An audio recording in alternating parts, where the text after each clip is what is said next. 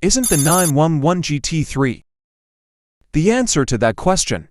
Every generation since the first iteration appeared in 1999 has been the answer, unless you happen to be one of those strange people who disavows the 911. Yes, it's a bit predictable.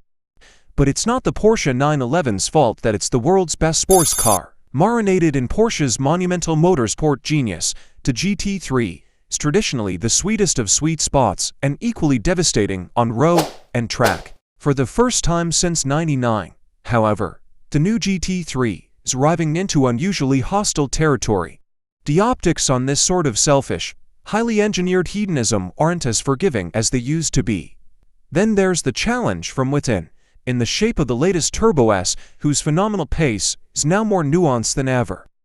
And what about the Taycan, the Porsche that is electrifying in more ways than one? The game's not up yet.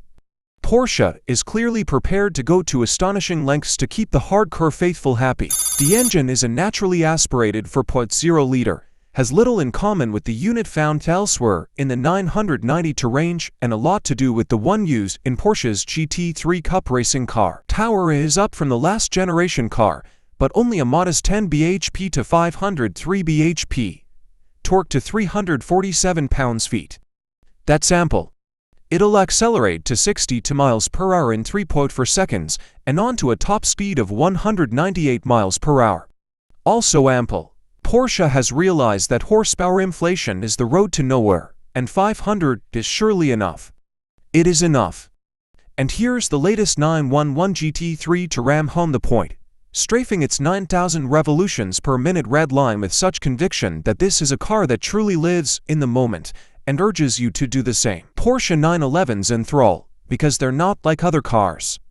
There are layers here like there are strata in ancient rock formations. A big shout out to Michelin. These latest Pilot Sport Cup 2 tires, 255 35th CR20 front and 315 30th CR21 rear, are as good as anything this side of full-blown racing slicks are likely to get. The 911 has long nailed the basics: driving position, seats, control weights. This is a car you instantly feel at home in, that you know you can do some proper business with. Few high-performance track-oriented cars feel so immediately approachable, while being so visceral at the same time. The cabin is regular 992, with a new track screen mode, and there's a multi-function wheel that allows you to flick between chassis modes including Sport and Track.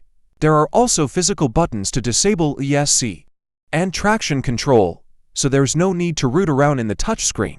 The PDK gets a normal-looking gear lever, but it's best operated using the steering wheel paddles. No back seats in the GT3 of course, and many owners choose to fill that space with the optional roll cage. A potential mistake. If you do that, it's hard to use the area to carry your bags and bits for road trips. There is of course another spacious carry space under the nose, plus useful door pockets, USB slots, and more.